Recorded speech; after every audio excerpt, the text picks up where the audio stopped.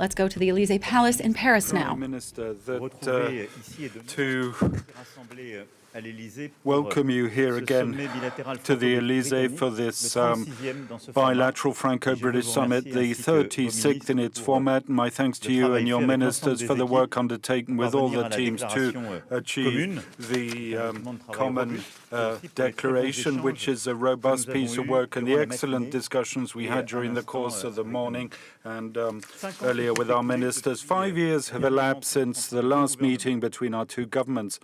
And during those 5 years, our societies have gone through the COVID-19 pandemic, seen the return of war on our continent, experiencing an energy crisis, return of inflation, and during these 5 years, the UK left the European Union. The 18th of January 2018 in Sandhurst, I recalled that there are two things that nothing can change. No vote, no political decision, I would add now, no pandemic.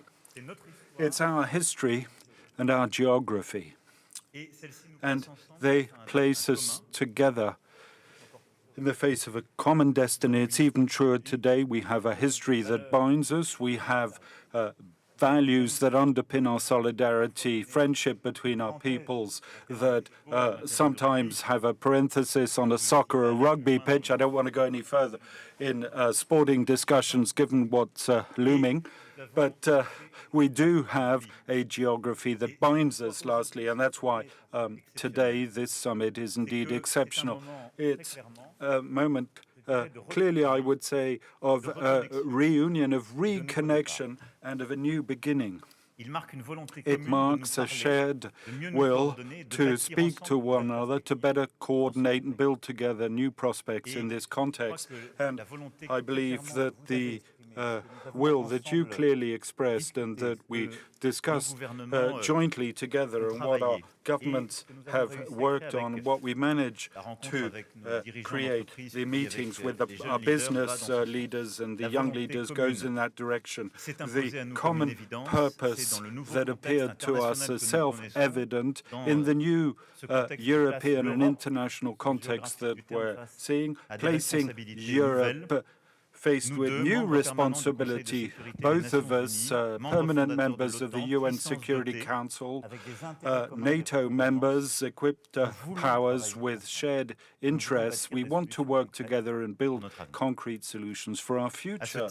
In this respect and in this context, I'd like to welcome the new turn that was taken and your resolve to re-engage with the EU, and congratulate you for the Windsor framework that was concluded with President van der Leyen. Now, this new beginning, we'd of course like to continue and take full advantage of it to coordinate more in support for Ukraine. I believe I can say we share the same assessment, the same resolve. Russia cannot and must not win this war. We've been helping Ukraine and the Ukrainian people from day one to resist humanitarily, militarily, and economically, and we're doing everything so that this war doesn't spread globally. We've decided on concrete action together on the training of Ukrainian military and high-value segments, and together we want to prepare the coming weeks and months with a shared conviction is that we'll have to find an outcome to this conflict. We must place our Ukrainian friends in the best possible situation so they choose the moment of and the terms of the discussions that will have to be led. In the way we lead the operation, there's this resolve to build a lasting and acceptable peace in line with international law and the interests of the Ukrainian people. A year to the day in Versailles, there was a major European Council where we were defining the terms of European strategic autonomy, and during which we affirmed that Ukraine belonged to the European family. This strategic autonomy is also forged through a heightened need to build renewed ties with your countries. In terms of security and defense, we've discussed at length here how to bolster over and above the Russian aggression in Ukraine and to strengthen our shared capabilities to work more on interoperability, operational, technical and human. I'm thinking in particular of our resolve to work ambitiously on the future anti-ship missile, the future cruise missile, interoperability of our future systems and in areas as different as mastery of the seabed or energy-directed weapons. And so the strengthening of these capabilities is key, and it's also that we wish to build, to think also the terms of tomorrow's European security, to have a genuine legal framework and capabilities for our anti-missile protection and to build what will happen after the decisions taken on New START. You'll have understood our commitment is to work now for our continent in order to develop a common strategy, to strengthen our cooperation, do that in areas that are absolutely key for our countries. I'll just cite a few.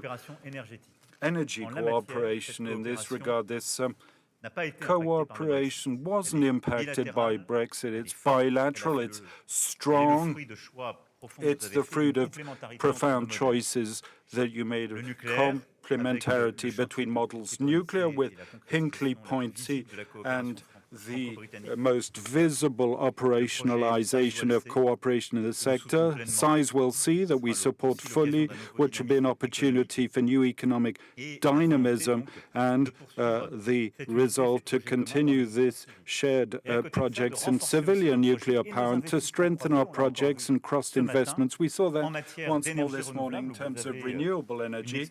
You have expertise and capabilities that are significant, offshore wind notably, and to have coordination in our low-carbon hydrogen strategy. I believe I can say that our interests converge fully. Same commitment on the environmental front with a shared ambition, accelerate our exit from fossil fuels, but also reform our international financial architecture, support against the fight of climate change, preparing the results of the summit to be held in Paris on the 23rd of June on the new financial pact, strengthen our joint commitments on defending biodiversity, and this through the various milestones in the year, the end-of-year COP to finalize joint achievements. And in the fight against illegal immigration, we wish to make progress in lockstep. We're aware of the human issues and the extreme sensitivity of these issues. Together, we're already acting, and I'd like to thank here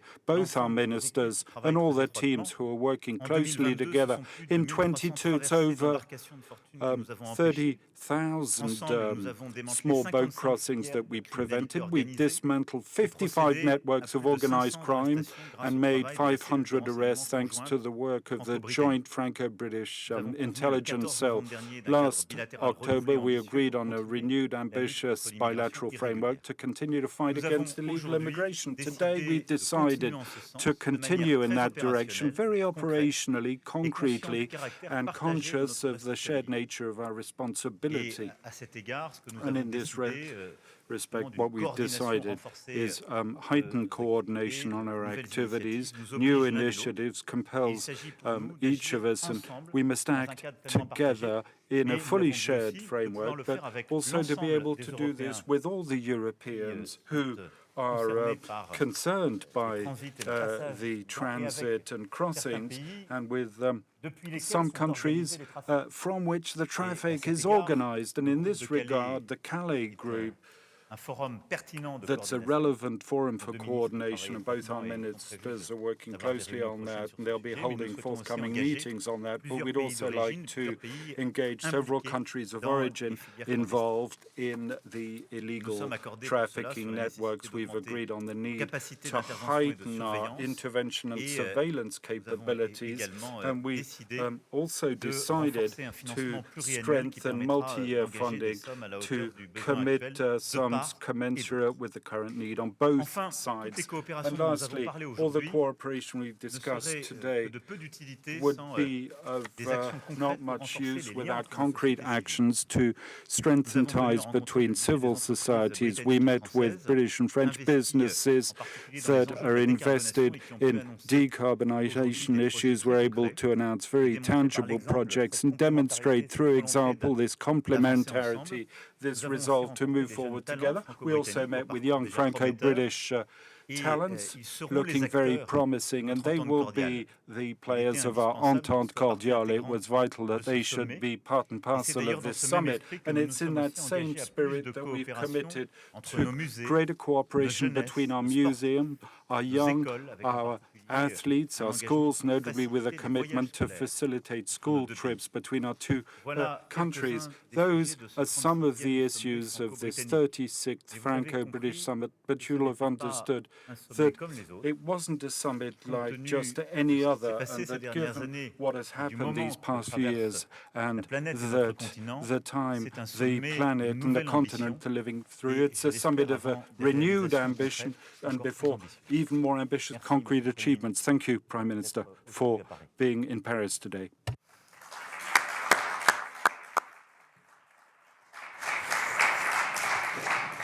Monsieur le Président, Emmanuel, thank you for hosting us here today.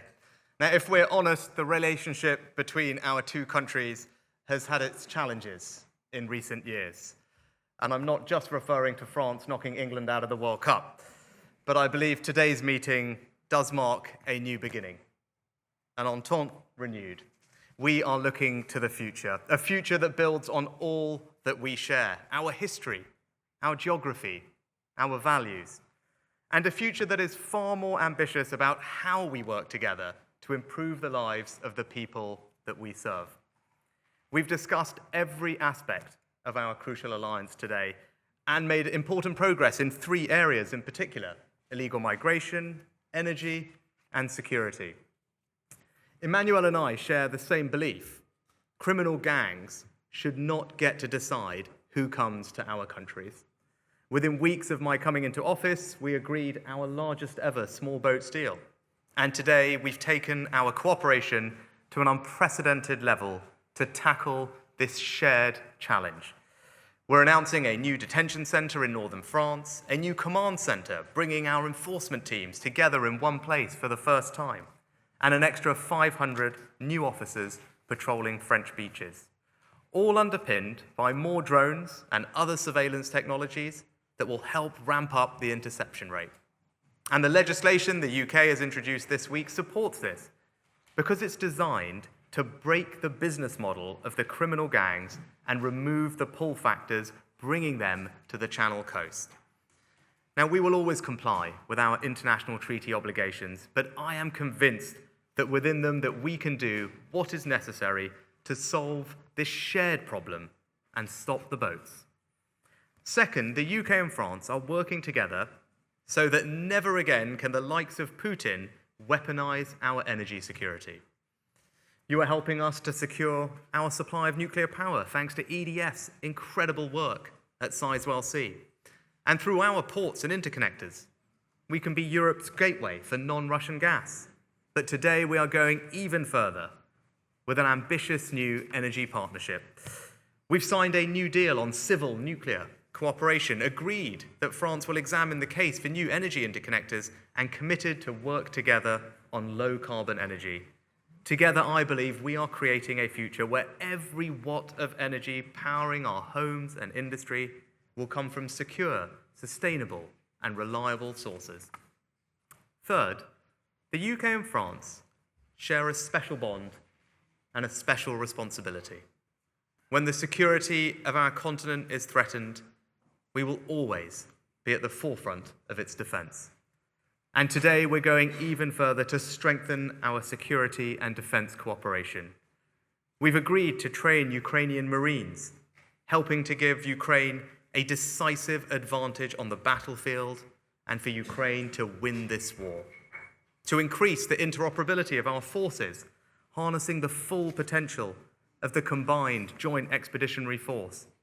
To promote security and stability in the Indo-Pacific, coordinating our carrier deployments, and we will jointly explore the development of complex weapons like air defense, combat air, and long-range weapons. Now, for decades, we've been two of the world's biggest defense powers and leading contributors to NATO, and we will continue to stand together for freedom, democracy, and the rule of law. Finally, today there has also been a celebration of the richness of our cultures, all that we give to each other and all that we learn from each other. So we've agreed to make it easier for our children to go on school exchanges, and our museum creators, writers, and artists to create and collaborate together. And that brings me to my concluding thought, that for all the agreements that we've reached today, in the end, it's about people, the bonds of family, friendship, and solidarity that we share. And there's no greater example of that human connection than the sympathy of the French people on the passing of Her Majesty the Queen. And I want to thank you personally, Emmanuel, for the graciousness of your words. They said everything about you as a leader and as a friend of Britain. You know, I've learned very quickly in this job that there are some things you can control and some things that you can't. And one thing that you can't control is who you get as an international counterpart. I feel very fortunate to be serving alongside you and incredibly excited about the future that we can build together. Merci, mon ami.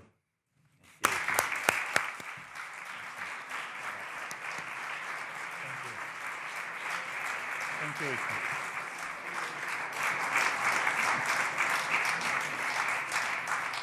Merci beaucoup, Monsieur le Président, Prime Minister. On va passer aux questions. We're now going to move on to the questions of the journalists. Thank you. Chris Mason from BBC News. The same question to you both, if I may. Do you think you'll ever be able to arrange a deal where migrants leaving France for the UK are returned to France? Thank you. George, yeah, I'll take that. Thanks, Chris. I think what you've seen today is an unprecedented level of cooperation on tackling this shared challenge, because that's what it is. It's a shared challenge. It's not just the UK that's grappling with illegal migration. It's not just France. It's countries across Europe. And now our partnership is incredibly strong. I think the work that our two Home Secretaries, Suella and Gerard, have done over the past few months has been unlike anything that anyone's ever seen. And you're seeing the fruits of that cooperation today with a new agreement, new investment, and that will help both of us stop the cycle of these criminal gangs. And going forward, there will be more that we can do. We started that last November, we've built on it today, and we'll continue cooperating. As the President said, and he'll probably talk about, the Calais Group is another important forum for these conversations to happen with other Northern European countries. And I'm sure Emmanuel probably will talk a little bit about the EPC. And as we think about future cooperation between the UK and other countries in Europe, what the President has set up as a new forum for that engagement to happen, and illegal migration, I'm certain will be one of the topics that we will discuss when we come to that meeting that we'll be pleased to host next year in the UK, and obviously is happening this year elsewhere. Yes, thank you for your question. First, I think we focus on what we have to do on the short run to prevent precisely these migrations and to try to dismantle all these groups, these networks, and these smugglers. And I think the level of ambition of this new plan is exactly what we need. This is what we can do at the bilateral level. Second, this is not an agreement between UK and France, but an agreement between UK and the EU, because Dublin Agreement are no more in a situation to be implemented. So this is something now to be negotiated. Third, as Mr. Prime Minister just further said, we do believe that the right way to approach these migrations is a broader space.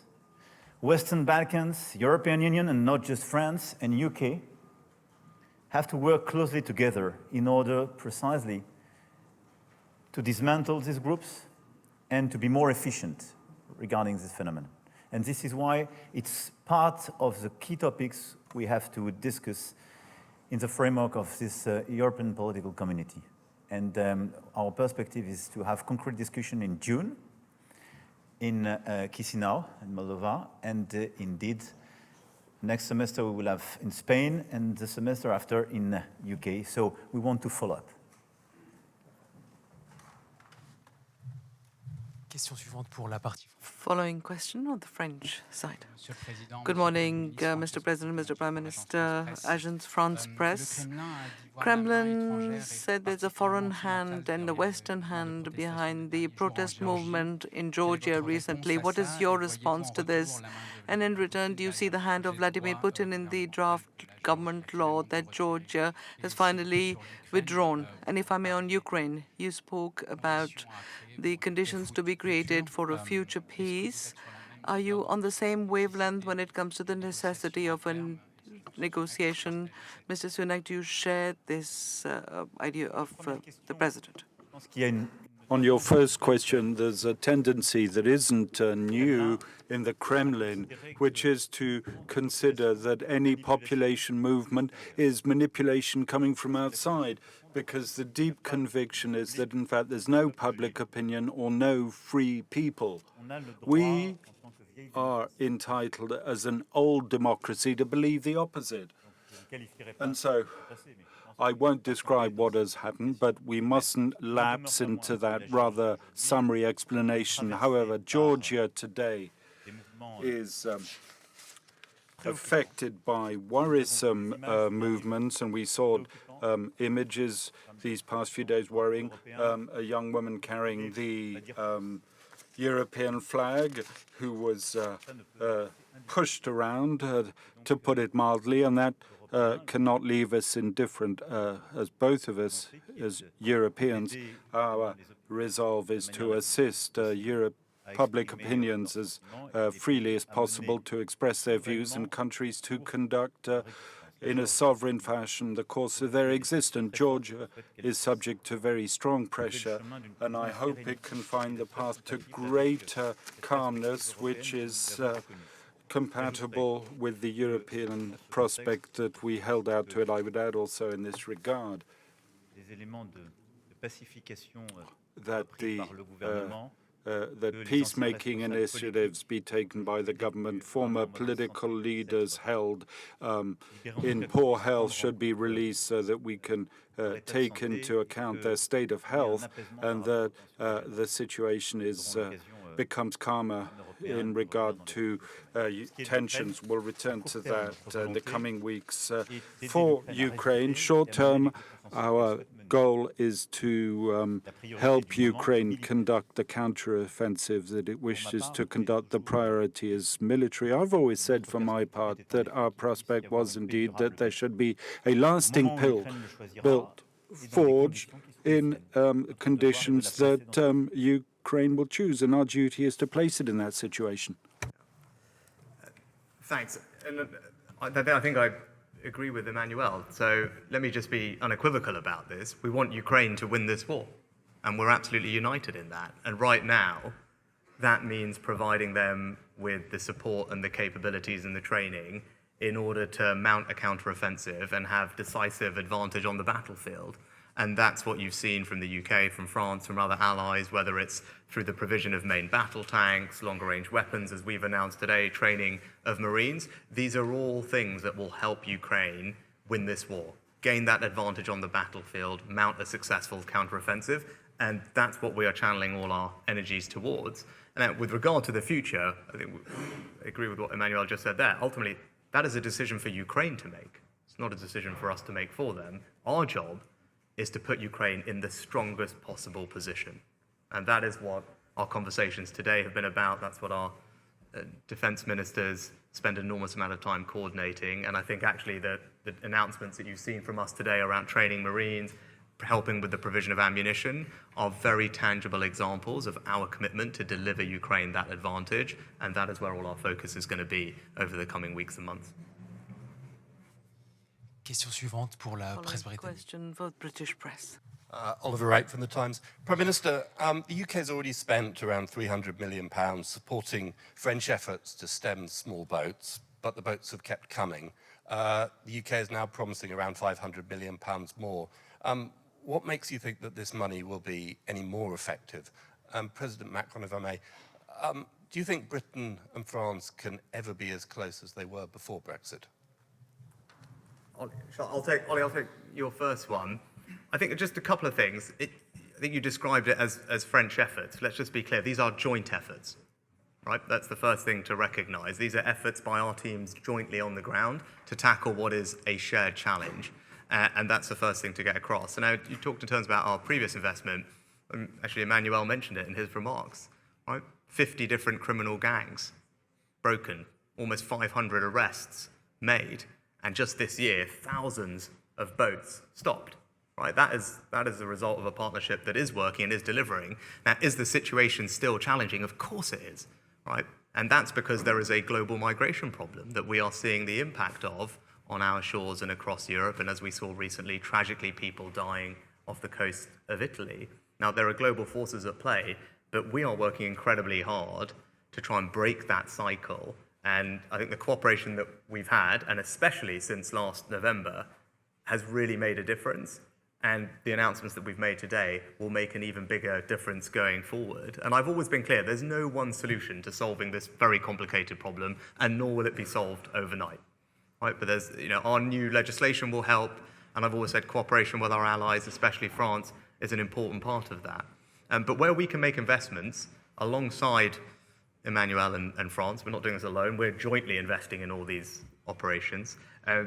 Or indeed upstream to disrupt criminal crime gangs, whether it's in the Balkans or elsewhere. Those are good investments for the UK to make if they stop people coming and reduce the pressure on our asylum system in our hotels. And I actually think today's agreements represent a very positive step forward, and the level of cooperation and integration is going to make a difference, and I think we are confident, our teams are confident, that you're going to see the benefit of that on the ground, and that's what we're going to deliver. Look, this is my wish, but it depends on what we will do in the coming months and years. On the short run, what we have to do is to fix the consequences of the Brexit. A lot of issues we have are direct consequences of the Brexit, and probably some of these consequences were underestimated, but we have to fix them. Second, we have to deal with the consequences of this war and the new geopolitical context. But what we want to do is now to build new partnerships on defense and security, facing the war, regarding climate change, in order to better coordinate our international activity.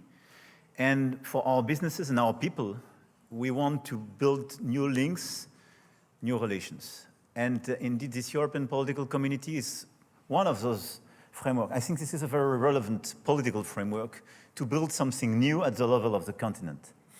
My wish, definitely, because it makes sense with our history, our geography, our DNA, I would say, is to have the best possible relation and the closest alliance. But it will depend on our commitment, our willingness, but I'm sure we will do it. Et dernière question pour la presse française. Last question for the French press. Good morning, Prime Minister. Good morning, Mr. President, BFM TV. Both your countries are confronted to important social movements. Have you together spoken about this question related to inflation? Did you evoke this question and the mechanism to fight inflation? And Mr. Macron, the reform of the retirement, you've said in a letter to the trade unions today that the MPs represent the plurality of the opinions in our country. If your project doesn't receive the majority amongst the members of parliament, would you exclude to pass it through force and use Article 49.3 for the reform that you're seeking? Thank you for that question. The situation that our countries are experiencing creates a lot of difficulty for many of our fellow citizens. Inflation, energy, food prices, cost of living, creating very challenging situations in all European countries for our fellow citizens. And that's why, for that matter, since the autumn of 2021, we have a resolute policy of support on energy prices and now on food prices by covering a great many of the spending items for those with financial difficulties and pushing authorities to assume their difficulties with organizing agreements with retailers. The strong vigilance, strong commitment. Look at the figures of France with our peers. We remain one of the countries with the lowest inflation rate because of the policies was implemented. There were demonstrations as part of the pensions reform. I won't engage in any fictional politics here. It's not my role. There was a time for union negotiation, then was a time during which the executive work, and then there's the parliamentary time at the House and the Senate. The Senate is working flat out both day and night to review the bill. We must respect that parliamentary time without in any way crafting any possible scenarios of fiction of whatever sort. I'll let the senators work with the government, and then the Parliament will follow the terms of our Constitution so that the legislation process can be completed, neither more nor less. And that in a climate of calm, of respect for agreements, disagreements, and a sense of responsibility in the current context.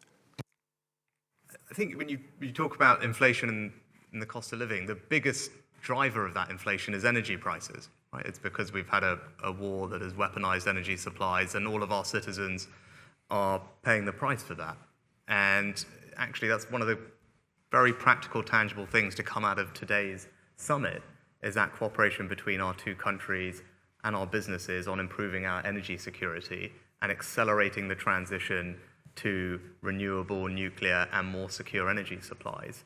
Now, I'm more confident that we can make that happen as a result of today's summit because of the partnership between our researchers, our businesses, our governments. We are going to be able to get our citizens cheaper, more secure, more renewable, and cleaner energy faster. And that's what people should come away from this, seeing that actually these things can make a big difference for the citizens that we're both very privileged to represent. We want to ease the pressures on cost of living for them. The way to do that is to diversify and improve our supply of energy and accelerate that transition to net zero. And we've made good progress on that goal today. And maybe that's a thought that I can close on. A little bit it goes to the previous question. That's a tangible example of the relationship that we have. And you can see that today in the comprehensive nature of the discussions, the breadth of the discussions, the depth of the discussions, the fact that we've both got our senior teams all here today talking through these issues. I always say we left the EU, but we didn't leave Europe. And Emmanuel said previously, Brexit didn't change geography. Right? We want to have a close, cooperative, collaborative relationship with our European partners and allies. And of course, that starts with our nearest neighbor, France. And today is the first step on that journey. We're writing a new chapter in this relationship, and I'm really looking forward to everything that we can build on in the coming months and years ahead. Nous arrivons au terme de cette conférence de Come to presse. the end of this press conference. Thank you very much. Thank you so much.